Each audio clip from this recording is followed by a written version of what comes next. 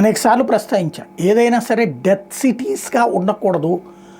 ఏళ్ల తరబడి లెక్కున్నటువంటి ఏది చైనా లాంటి వాడికి కానీ లేకపోతే మలేషియా లాంటి వాళ్ళకు కూడా అద్భుతమైన భవనాలు కట్టి కూడా డెత్ సిటీలుగా మారిపోయినాయి, ఎవడు పట్టించుకునేవాడు లేక.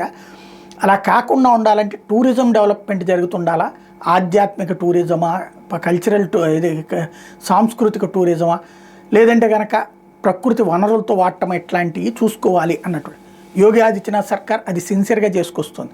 ఒకటి ఎండోమెంట్ టూరిజం అద్భుతంగా సక్సెస్ అవుతుంది. అయోధ్య, వారణాసి, మధుర ఇవన్నీ కూడా బాగా విపరీతంగా కోట్లాది మంది అక్కడికి వెళ్తున్నారు. అది ఒక ఎత్తు, దానికి అనుగుణంగా ఎక్స్పాన్షన్ ఇదంతా. అట్లాగే ఇండస్ట్రియల్ టూరిజం, పెద్ద ఎత్తున వ్యాపార సంస్థలను అక్కడికి తీసుకొచ్చి కూర్చోబెట్టి వాళ్ళకి రాచమర్యాదలు చేసి వ్యాపారాలు పెరిగేలా చేయడం ద్వారా వాటి ఆ ప్రొడక్ట్స్కి సంబంధించినటువంటి మ్యానుఫ్యాక్చరర్స్ నుంచి కొనుగోలుదారుల దాకా అక్కడికి వచ్చేటటువంటి కాన్సెప్ట్ ఒకటైతే, ఇంకోవైపున సఫారీ లాంటి టూరిజాలు అంటే ఈ సింహాలు ఇవన్నీ తిరిగేటటువంటి విధంగా దాంట్లో జనం మనం చూస్తుంటాం కదా, ఈ ఇప్పుడు యూట్యూబ్లో వీటిట్లో కూడా బాగా వైరల్ అవుతున్నాయి కదా, జంతువులేమో దర్జాగా స్వేచ్ఛగా తిరుగుతుంటాయి, ఒక బోను లాంటి వాహనంలో మనుషులు తిరుగుతూ ఉంటారు.